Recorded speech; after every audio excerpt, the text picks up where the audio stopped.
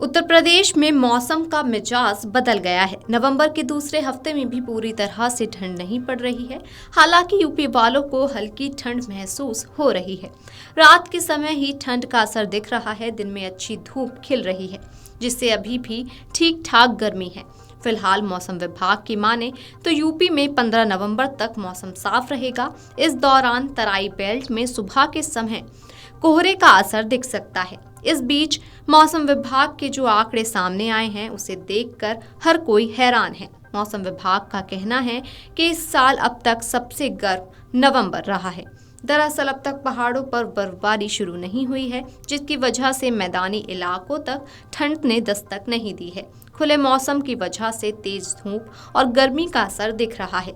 लोगों को नवंबर में भी पंखा और एसी का सहारा लेना पड़ रहा है। मौसम विभाग की माने तो पश्चिमी क्षेत्रों की सक्रियता में कमी आने से प्रदेश में ज्यादातर जगहों पर सामान्य से कम बारिश होने की संभावना थी, लेकिन अब इसका असर दिख रहा है। मौसम विभाग के मुताबिक प्रदेश में 10 नवंबर यानी आज मौसम साफ रहेगा। इस दौरान प्रदेश के दोनों हिस्सों में कोहरे का असर है। पश्चिमी यूपी के तराई बेल्ट में एक दो जगह पर सुबह के समय धुंध और छिछला कोहरा छाया है। पूर्वी यूपी में भी कहीं कहीं धुंध और छिछला कोहरा है। इस दौरान कहीं भी किसी तरह का अलर्ट नहीं है। हालांकि ठंड के लिए यूपी वालों का इंतजार अभी बढ़ सकता है। ठंड 15 नवंबर के बाद अपना असर दिखा सकती है। अगर यूपी में अधिकतम और न्यूनतम तापमान की बात करें तो यहाँ उतार चढ़ाव जारी है। पिछले दिनों कुछ जिलों में न्यूनतम तापमान 14 डिग्री से 15 डिग्री सेल्सियस तक रिकॉर्ड हुआ। अब ये 16 डिग्री से 17 डिग्री सेल्सियस तक आया है। चुर्क में 16.6 डिग्री और मुजफ्फरनगर में 16.7 डिग्री सेल्सियस न्यूनतम तापमान रहा। इसके अलावा मेरठ में 17.2 डिग्री, अयोध्या में 17 डिग्री और कानपुर शहर में 17.6 डिग्री सेल्सियस न्यूनतम तापमान दर्ज किया गया है। नजीबाबाद में सबसे कम 28 डिग्री सेल्सियस अधिकतम तापमान रहा।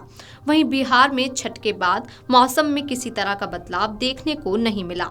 8 नवंबर को भी पिछले दिनों की तरह ही मौसम शुष्क रहा।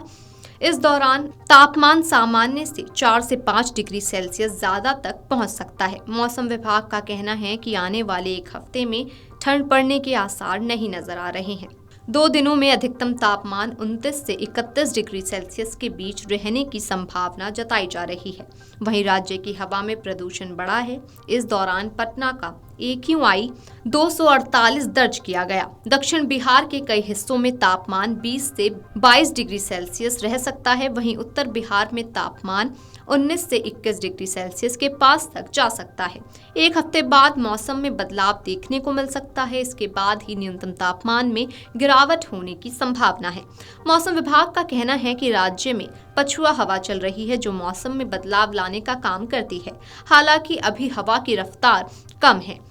पहाड़ी राज्यों में सर्दी ने दस्तक दे दी है और उत्तराखंड जैसे क्षेत्रों में अगले कुछ दिनों में हल्की से मध्यम बारिश के साथ बर्फबारी की संभावना जताई जा रही है। मौसम विभाग का कहना है कि 16 नवंबर के बाद पश्चिमी क्षेत्र एक्टिव हो सकते हैं, जिससे पर्वतीय इलाकों के मौसम में बदलाव आएगा। इससे नवंबर के अंत तक ठंड का असर बढ़ेगा और पहाड़ों में बर्फबारी का दौर शुरू हो सकता है।